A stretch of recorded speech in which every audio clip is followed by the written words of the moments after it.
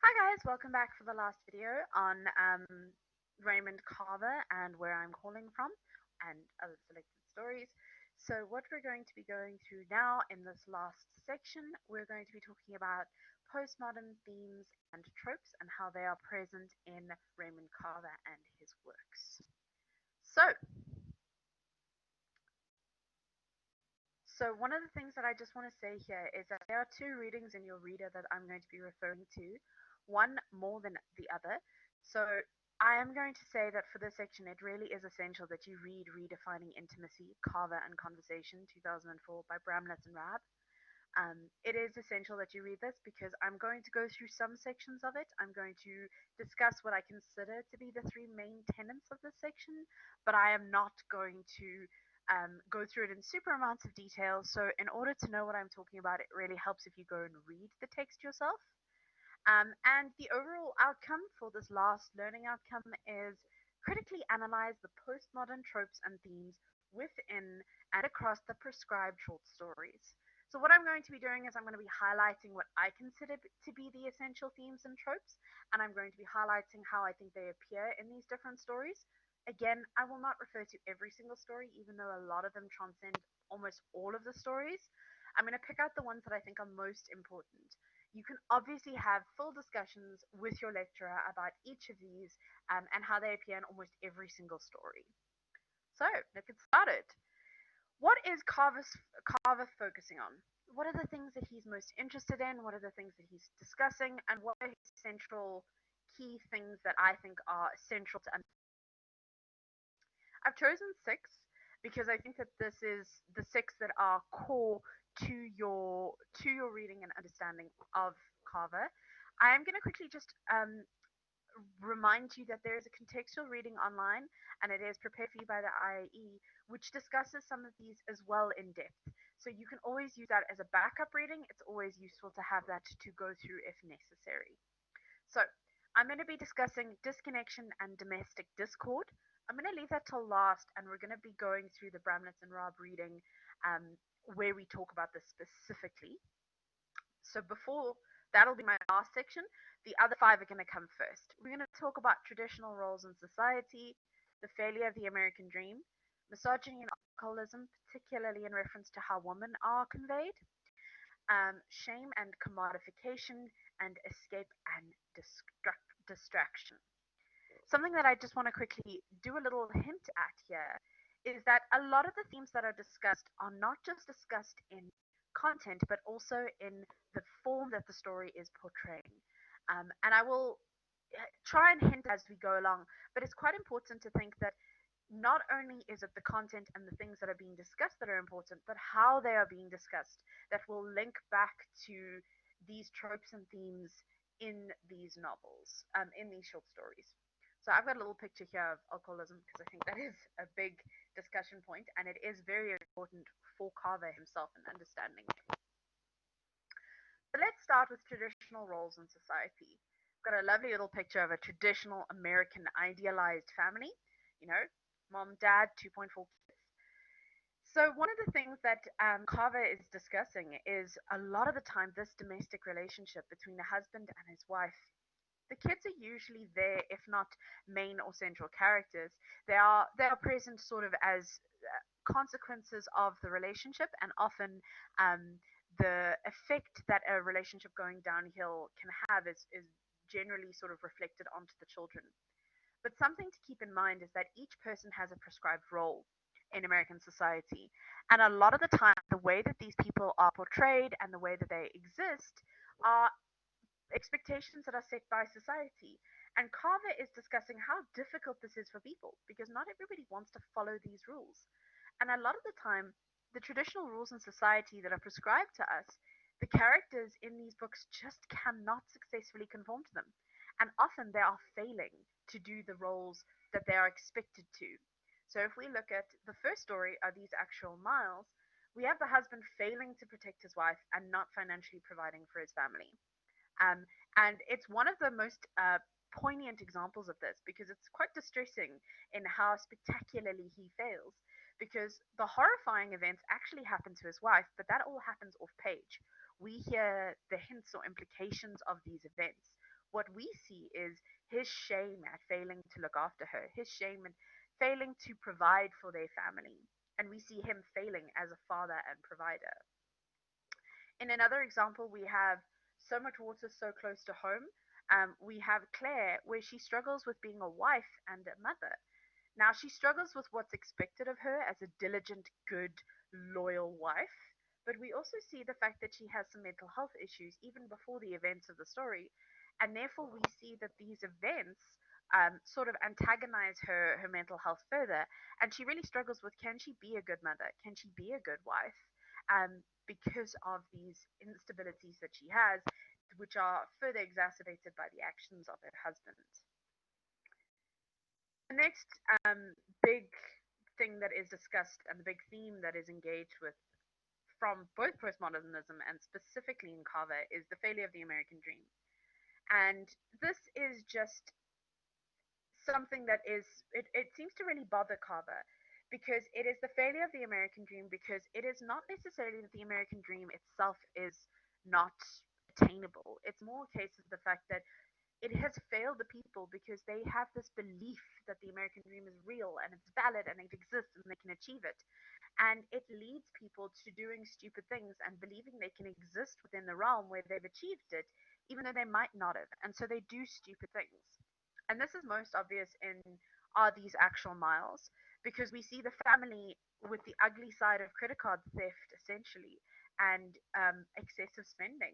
And they cannot maintain the lifestyle that they are leading. And they have been sold this dream of commodification and financial success and wealth, and yet they cannot achieve it with what they are earning. Um, and in Vitamins, we have sort of the other side of that, where we have the main female character, Patty, who is trying to make money by selling vitamins door to door. And she has become so obsessed with her work that she's even dreaming of it. And she's fallen into this thing of being a complete workaholic, which is something we also see in the American dream, that the harder you work, the more you'll earn. And the tragedy of this is that her business is failing no matter how hard she works because there's no market for it. And therefore, the dream is failing her because the dream is flawed in itself. So, something, and I could talk about this for ages, is the misogyny and alcoholism that appear in the narrative. Now, I'm going to suggest here, and I'm not going to go through it in a huge amount of detail because I do think it is very autobiographical, well, biographical at the very least, in terms of discussion. But it is useful to go through the Champions reading in your reader, which is So Much Whiskey So Far From Home, and it discusses the presence of alcoholism in Carver's stories, which is very much a personal series of experiences. Um, but what I want you to keep in mind here is that the characters are often highly misogynistic and they're alcoholics, and there's no doubt about that. But although we see this from their perspective, we are meant to read it critically. We're meant to go, oh dear, oh dear, is this really an acceptable way of behaving? And we're supposed to be questioning this. We're supposed to raise our eyebrows and go, are you really considered a man for the way you're behaving? Is this appropriate? Is this what American men have been reduced to? So, in So Much Water, So Close to Home, there is a lot of violence and hatred poured onto the female characters, and we see this from the experience of a female character, and she looks at it and she's going, I can't deal with this anymore. And it's spurred on by a hatred of women and an overindulgence of alcohol. In Where I'm Calling From, the story takes place right from the beginning in what they call a dry out facility. In other words, they are going cold turkey and stopping drinking. And the addiction of alcoholism plagues the story. It seeps through every single page. And then in a serious talk, we have this male narrator who's trying to stake his claim on his sort of estranged wife, and to the point where he actually attempts to murder her, and isolate his family from the outside world by cutting off their phone line because he is not getting what he wants out of the situation. And he just sort of thinks it and rationally thinks it's appropriate, which as a reader, we're going, no, absolutely not. The next thing that happens is the shame and commodification that the characters experience. Now, I'm going to keep them separate because the commodification is often of the female characters. The characters that experience this are women that are commodified for their sex. So in these actual miles, we see Tony, who is the wife, and is sent to sell her car and get as much money as she can. And at the end of the story, we are very sort of almost explicitly told that the dealer who's bought her car has not bought her car, he's bought her for the evening, essentially. And in vitamins, aside from the actual door to door selling, pretty girl comes to the door and sells you something, there's also the character of Donna is offered money to kiss one of the men in a bar, and because she's so financially strapped, she genuinely considers doing it at one point. And so these women experience the commodification, but on the other side, the male figures experience the shame of this because they are either the cause that these women are commodified or they don't do anything to stop it. And so they experience this terrible sense of shame because they are sort of completely incapable of doing anything to stop what's happening. One of the big things that happens, and this happens in quite a few of the stories, I'm just going to focus specifically on one because I think it's the most obvious, is how the characters are constantly trying to escape their lives or find a distraction. And in the character Vitamins, I think it's just almost done humorously. Their characters keep talking about Portland, and Sheila runs away to Portland, and the main character, or our narrator, asks Donna, "Is she going to go to Portland?" And she says, "I've never even thought about it, but maybe I should." And it's sort of humorous, but it's this idea that if you start over, if you move, you can move over and do better. And in Are These Actual Miles, the same thing happens. This idea of running away and starting over. So he keeps saying on Monday we'll start over and there'll be a fresh start. This idea of escaping the situation. So, what I'm going to suggest you guys do now is I would suggest you pick one of these themes, sit down, and discuss how one of these themes is very present in two of the prescribed stories. So, take this theme and discuss how they are portrayed and what is Carver trying to say when he's portraying this. Because when I'm discussing this, I'm very briefly touching on how they are portrayed, but I'm not necessarily elaborating on what Carver wants us to see. And I think that this is something very important that you need to discuss with your lecturers is discuss, okay, he's talking about alcoholism. What is he suggesting about it? What is he implying about it? Is he being critical or is he in supporting it? Now, obviously, I've hinted that Carver is almost constantly pessimistic and negative towards the whole situation. So you should probably identify that he's not very positive about it. But what I mostly want you to identify very clearly is the fact that when he is presenting these things that these people believe in or do, he's presenting them through this lens and he's being critical of them. You are welcome to use any of the other short stories if you want to reference, but you do not have to. It is not essential. You can refer to them, but I would suggest you pick two stories and focus on them. And as always, you have to use evidence from the narrative to support your claims. So, all of that, the one thing I've left out is disconnection and domestic discord.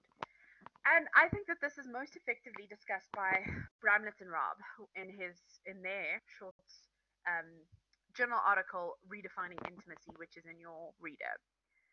So what they argue is they take the short story of intimacy, which is the last one that you guys have to read, and they argue that the way that the story is written reflects the thematic content.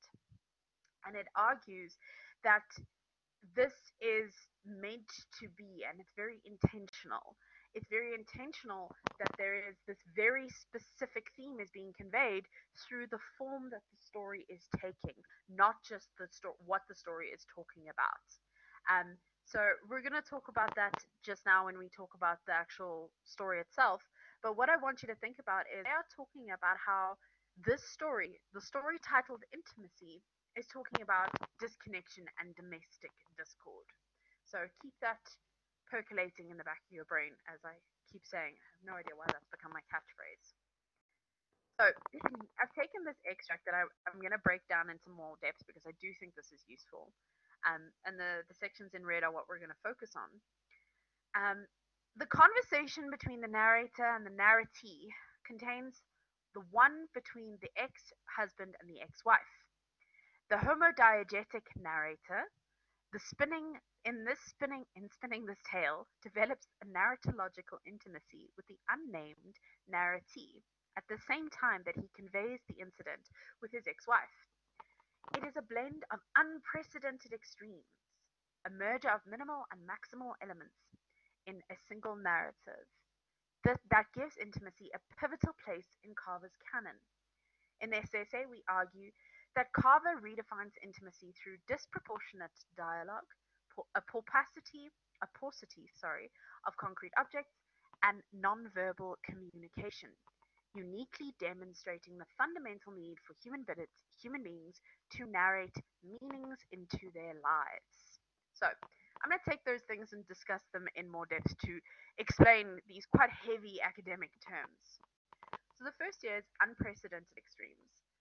This text is very key in discussing something that Carver does, a lot like Hemingway, actually, in the sense that his stories tend to pack a punch not because they're highly descriptive, but rather they pack a punch because they are so lacking in description. So what we have is a short story where very little happens. There's very little description of what's happening, but there is a huge amount of dialogue between these two characters, and we are supposed to get all of the story from this dialogue predominantly. And why would you do that? Why would you have a story that is predominantly dictated by dialogue, particularly if the story is not intended to become a play or a film or something like that? It is purely meant to be read on a page, and you're supposed to get an enormous amount of information through the dialogue that is not necessarily explicitly stated, but is definitely underlying in the narrative. So, what I want to start off with is the idea that the title is ironic. The title talks about intimacy, and intimacy is a connection between two people.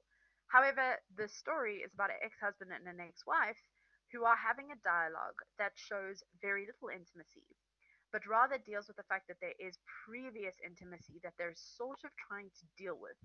They've had an intimacy before now, and now they have very little intimacy, and they're almost semi strangers to one another. And this book or this short story is dealing with that or the repercussions of that. So it's not following the intense breakup. It's not following the weeks after it. It's following what is when these two people who have had an intense intimacy come together again and try and disassociate from that intimacy, but still have a conversation with one another. So something to keep in mind here is that it is definitely an ironic title because there is a very little intimacy, but there is the echoes of previous intimacies. And so what happens here is that the dialogue is meant to be an illustration of how people are meant to connect with one another. And so they try and connect through talking, but they're still not having any real intimacy because of whatever boundaries have been put in place between them because of this divorce. So the next thing to think about is a paucity of concrete objects. And this is something that we generally should notice about all of the stories, is there's very little physical imagery. There's very little things that are described and told to us about what things look like. And in fact, very few of the characters, we don't know what they look like. A good quick just harken back to vitamins. We know that Patty's the good looking one, but we have no idea why she's good looking. We just know she's attractive. Whereas Donna and Sheila are the less attractive of the three women. Um, and so what we have here is we have a story which is trying to tell us a lot without using a huge amount of descriptive techniques. So there's not a lot of imagery in terms of symbolism, and if there is something symbolized, it is very important. So if there is a moment of symbolism, so for example, water, in So Much Water, So Close to Home, it is very important that you pay attention to what that symbol represents. So something to just sort of come back to here is that there is very little description, and what we do need to do is we need to read between the lines constantly about what the poet or the writer, sorry, the author is trying to say to us. What is he actually trying to communicate with this very minimal description for us? And then lastly, there is a lot of nonverbal communication. And this happens actually in a lot of his stories. There is a lot of cues of where characters are talking to each other, but they're not necessarily using words, but they're rather communicating through nonverbal means. And we need to think about why is he using this to tell us something? And the big hint that I want to say here is that there is nonverbal communication between characters, but there's also nonverbal communication between the reader and the story. In other words, what is Carver trying to tell us on the page that is not explicitly stated but is definitely still present nonetheless? And on that note, we have finally completed all of the learning units for Raymond Carver. Good luck, and I hope that you guys have found this incredibly useful, even if I do say so myself.